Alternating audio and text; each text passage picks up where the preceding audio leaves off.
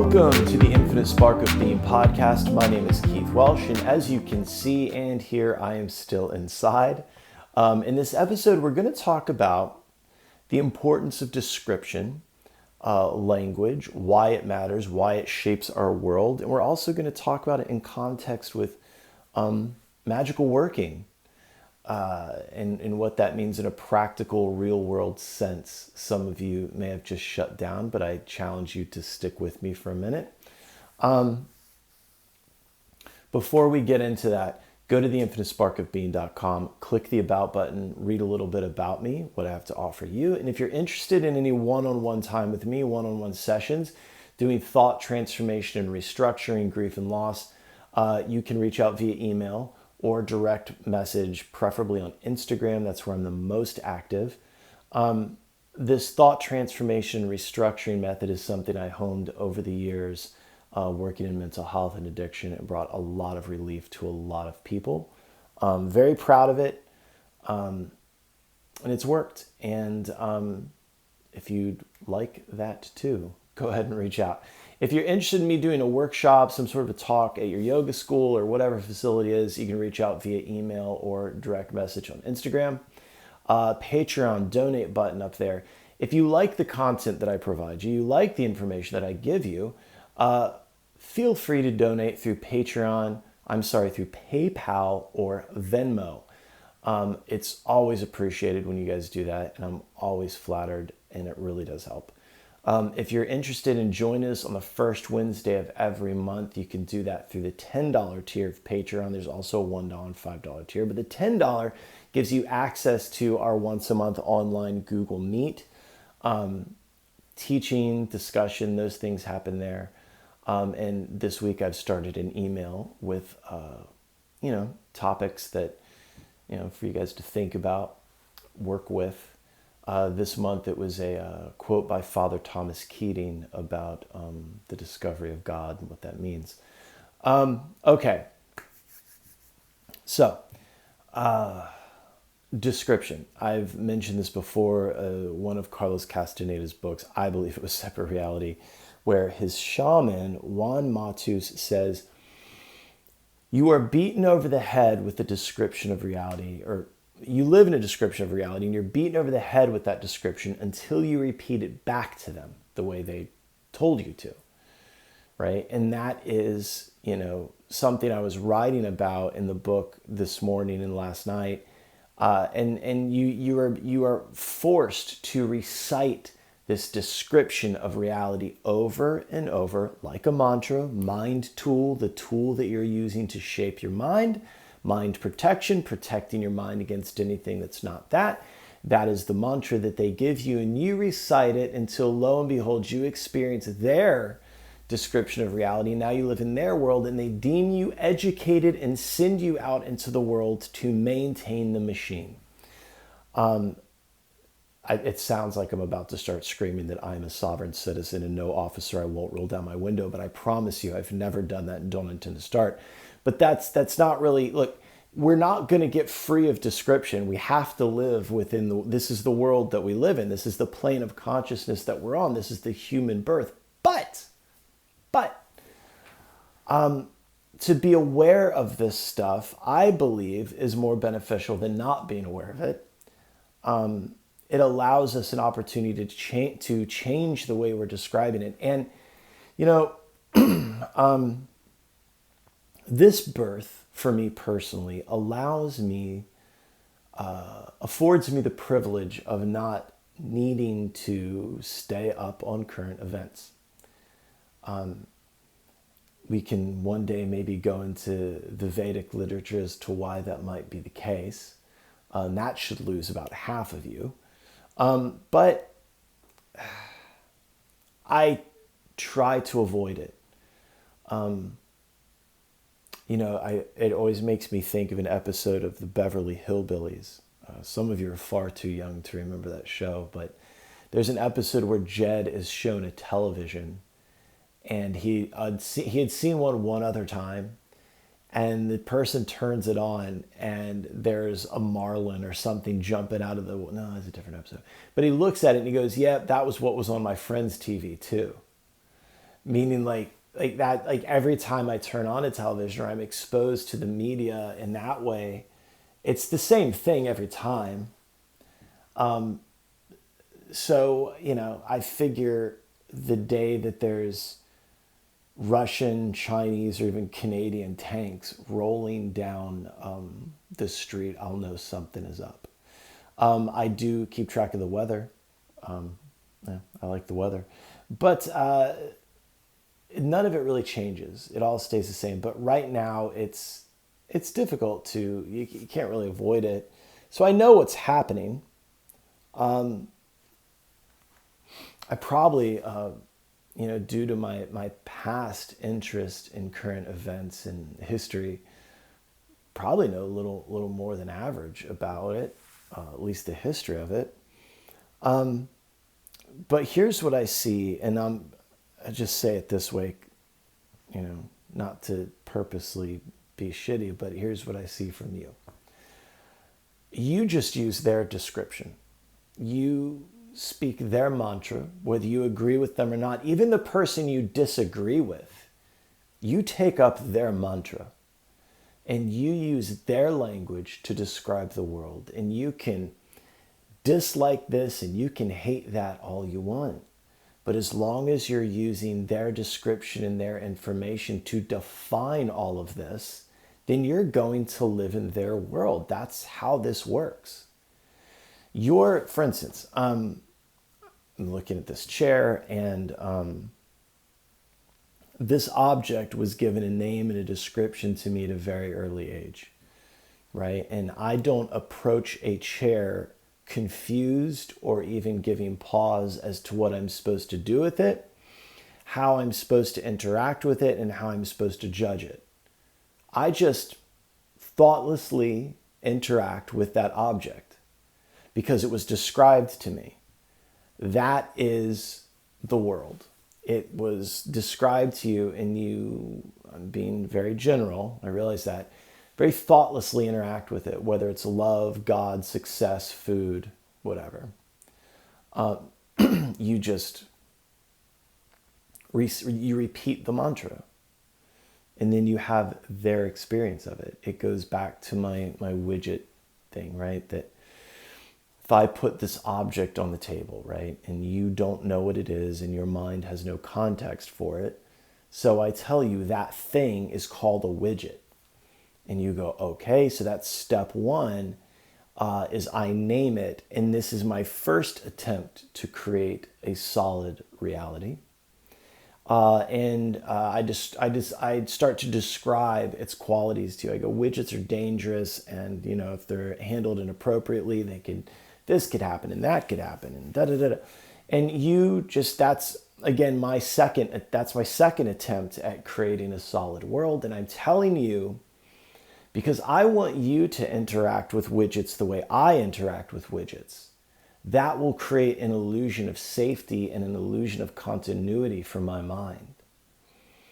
We automatically want to surround ourselves with like-minded people because that reinforces our description of reality and gives our nervous system some sense of safety, even if the description is shit, right? It's like, okay, well, at least you all know this is fucked, so I don't feel weird, and that's it. That's politics. That's religion. That's all of this. And I'm not saying that it's bad or that you have to escape it. What I'm saying is fucking at least look at it. Get curious. Why do you feel the way you feel? So back to the widget thing, right? So I've told you about the widget, and then you agree because we're friends, family, colleagues, whatever it is, you believe me. And why you believe me is a whole separate episode, but you believe me. And you go about your day, and then later on, you encounter another one of these widgets, and you experience thoughts and feelings about this thing, and then you interact with it accordingly. Now, in that moment, you are not having your own experience with widgets. You are experiencing my description of widgets. And you don't even know if my description that I gave you is accurate. You don't even know if it's my experience. I could have just repeated it to you. So it's this thing where they give us these descriptions, they give us these words. We go into school very young and they tell us how the world is. They tell us that, and now we're deemed educated. And we're educated enough to keep the machine going. And like, again, you're not going to escape this, but to understand it is very important, right? I was very fortunate being raised by parents who questioned everything. My parents, their philosophy is who the fuck said so? That was the way they were. So I'm very fortunate in that regard. It's kept me inquisitive, regardless of the spiritual pursuit or professional pursuit, you know. And it's not, I don't think I'm cynical. I really don't. I'm curious, you know, and I notice language, how things are described to me, and am I using their description for it? Right? I found it in my Buddhist Sangha. I found it at the Krishna temple. I found it everywhere. You know, it's just, that's it. You know, you go to work, right? And you have this job, and like the first, you know, couple days you really like it, you know, and you enjoy it, and you appreciate it, right? And then you run across these people that have been there for a while, and they're like, you know, this is typical for this place. And of course, this thing doesn't fucking work, and blah, blah, blah. You know, and the next thing you know, you're having their experience. You're noticing all of the things that they pointed out to you. And that's dangerous, because what we're trying to do is remain free. And not questioning their description of reality, the world at large, is you're building your prison out of their stuff. You know, they're planting their seeds in your garden, right? So description is what we live within. Language is so important. Again, back to the chair, you know, like you interact with it because that's how, you know, take the chair analogy and apply it to love. Apply it to attraction with people, relationships. You know, you only know the object in a certain context, so you interact with it that way. And some of it is your experience, I guess, but is it your experience? Or are you having this experience with this person all the time because that's what you were told from a very early age, that that's what it looks like? You know, and so when I mentioned magic, right, witchcraft, right, a magical working or a magical ceremony is something that a magician does in order to alter reality. Whether anyone likes it or not, we are all engaged in a magical working. The people at the very top are engaged in that. The politicians, the religious leaders, these people, they are they have policies, right? Let's look at what a policy is. That ancient idea that wisdom frees you and policy or morality binds you. So they want a desired outcome. And in order to get that desired outcome, they have to describe it a certain way. And I don't know if they do it on purpose or not. But that is essentially them doing a magical working in order to get a desired outcome, because they want a certain experience. They want life to look a certain way. So the guys that make the missiles, the people that make the tanks, the people that create the parts for the missiles, the people that create the parts for the tanks, and then you have the people that distribute those parts and sell those parts, and you have the people that inspect those parts. And it goes on and on and on and on and on. Right? They need it to be a certain way so that they can have their desired outcome. The people that build the prisons.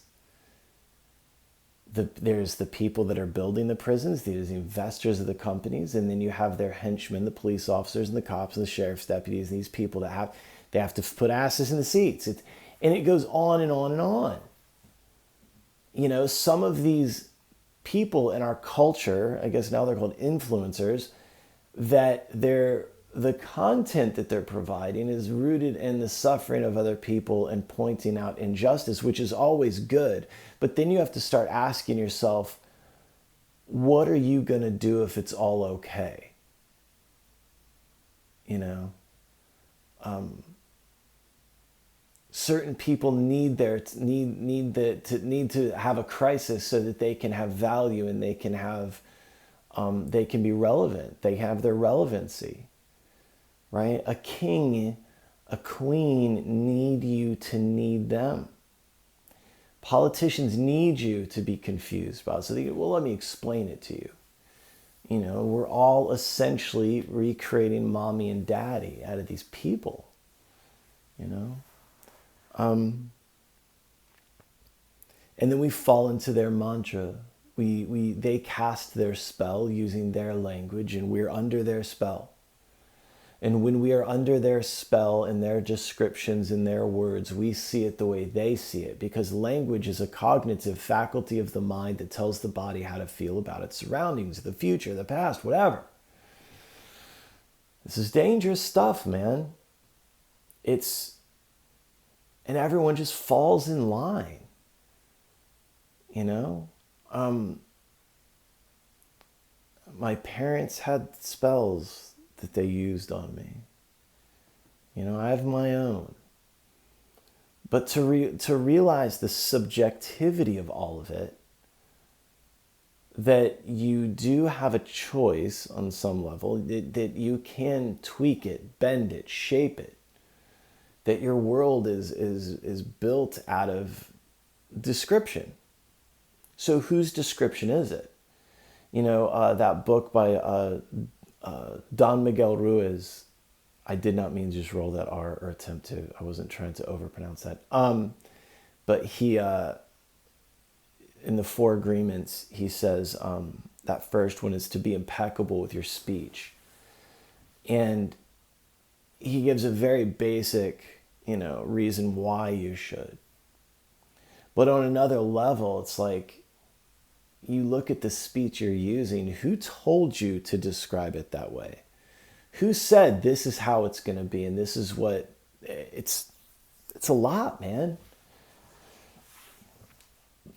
But, you know, you're under their spell, whatever side of the conflict or the issue you're on. For better or worse, you are under their spell.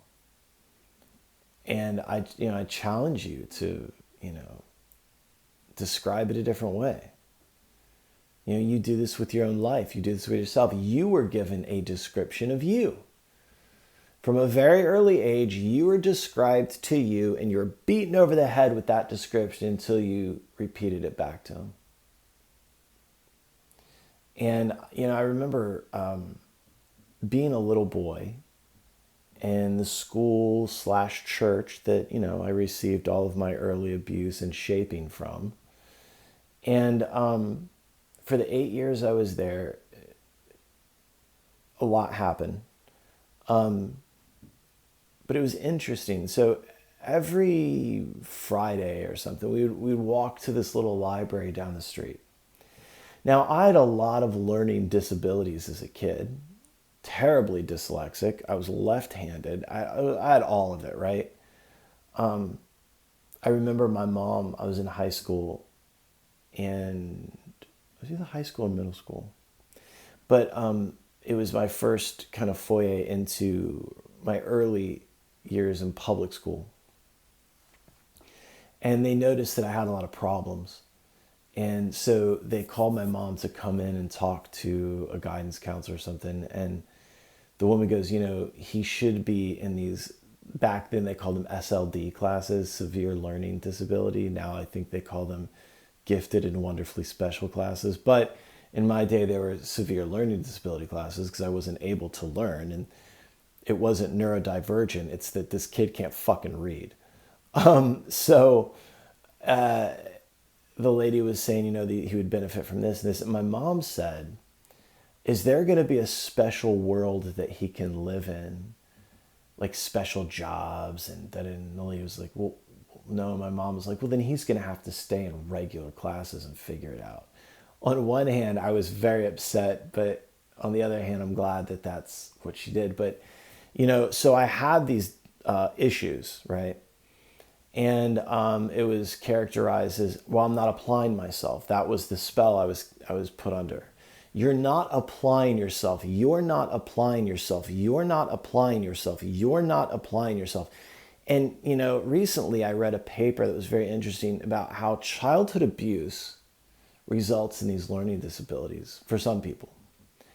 And I mean, I realize that correlation doesn't equal causation, but goddamn, right? So while I'm being abused, I'm being told I'm not applying myself. Abuse, you're not applying yourself. Abuse, you're not applying yourself. You're not applying yourself. You're not applying yourself. And then we go to this little library, and some of the kids were allowed to go into the young adult section to get Hardy Boys books and Nancy Drew and books about race cars. And I was forced to go into the children's section. And a few times I tried to sneak in. I was by myself. And you know how kids are. They're really cool when one gets isolated and pointed out to everybody. So I was forced to go into the children's section because they would say, you're not a strong reader. You're not a strong reader. You're not a strong reader because you don't apply yourself. You're not a strong leader because you don't apply yourself. Da da da da da, over and over and over. And I would try to sneak in there because I just wanted to read a Hardy Boys book. I wanted to try, and then the teacher would yell at me and chastise me in front of the kids. This would happen all the time for not being a strong reader. I can't go into the young adult section because I can't read those books, and everyone would then make fun of it and reinforce it. So those are spells, those are descriptions. So I was described to myself. And so a lot of the work that I do with other people is changing that description. We work very hard to use new language, reinforced repeatedly through practices that I design for them to do every day, that they are held accountable. I'm your accountability buddy in this. And these are the things I've done with myself. And they're ongoing, right? I still engaged and still finding places where I'm like, oh, didn't know that was there. Like that episode I did on my own limiting beliefs, right? And you got to stay curious about it. Where is the bottleneck? Where are you still limiting yourself in your description? But those things as a kid, that was tough. I can remember going back to college in my 40s, right? And I took college algebra. And I'm sure I've told this story before, but I was, I'd never passed a math class. It's why I went to like art school, right? Or school for like design and things like that. But I was afraid to take it. So I would take an edible and I would go to this class. I ended up with a B in it. And every week I had a test, and my mom was still alive, and I'd be like, hey, I got a test this week. She's like, all right, study hard. And she's like, how'd you do? And I'm like, I got a fucking B. And it was a B, an A, a B, an A. And I'd always say, that's crazy because I'm not good at math. That's crazy because I'm not good at math. But here I am getting A's and B's, right? I think partly because I was on THC and my default mode network settled down enough for me to just go, oh, this is stupid.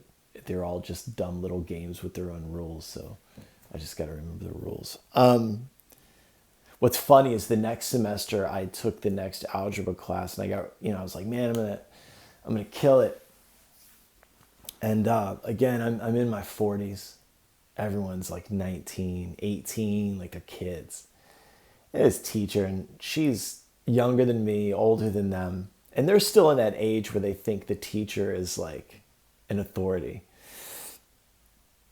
One of my good friends is a retired school teacher, and she's listening to this right now. And She's now laughing, but they still think that you guys are like in charge of shit. That like, oh, you're a teacher, you must fucking know things. Um, the joke always made is when you're a kid, the criteria for intelligence is just has to do with height. Like if you're taller than me, then somehow you know something.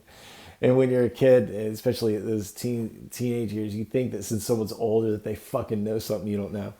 Anyway, but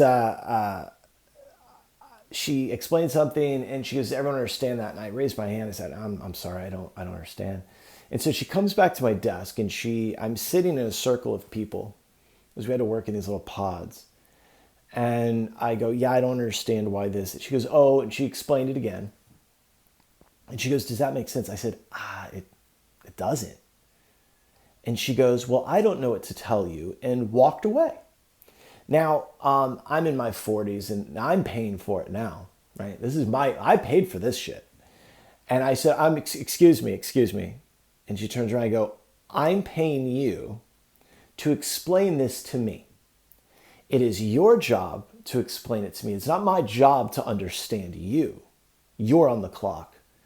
And there's muttering in class because these kids, they still think that this lady's a fucking authority figure. She's not. But they're under a spell. That was, incidentally, it was my last day of that class. Anyway, but it's these descriptions. Even these roles of authority get described to you in such a way that you think it's real. How much of it's a description? How much of it is your experience? How much of your experience was due to a description that you're predisposed to? So the idea is that language is a cognitive faculty of the mind. Language is a series of pre-agreed upon symbols and sounds that we're all going to say this is a this and that's a that, right? That's what language is. So it's putting the world into context and telling your nervous system how to feel about it and telling your mind how to think about it. We live in a description of reality. I personally use the description of the Bhagavad Gita. Some people use the description of Tucker Carlson or Rachel Maddow or name some other talking head fuckstick that sits in front of a television and tells you how to feel about the world, displayed there at the front of your living room like some sort of a shrine to a flat glass god. So I'm talking into a flat glass god. Anyway, we're not going to avoid it. Description is part of our world. Look at your description. Your descriptions, these descriptions are mantras. Mind tool, it's the tool that you're using to shape your mind. It's mind protection. You are protecting your mind against anything that's not that description. Think about it. Go to theinfinitesparkofbeing.com, click the About button, read a little bit about me, see what I can offer you in terms of one-on-one sessions, workshops, talking, speaking, doing this in your face in real time. We've been doing this forever. You and me, we've been reminding each other birth after birth, lifetime after lifetime. I love you all. I will talk to you next week. Bye.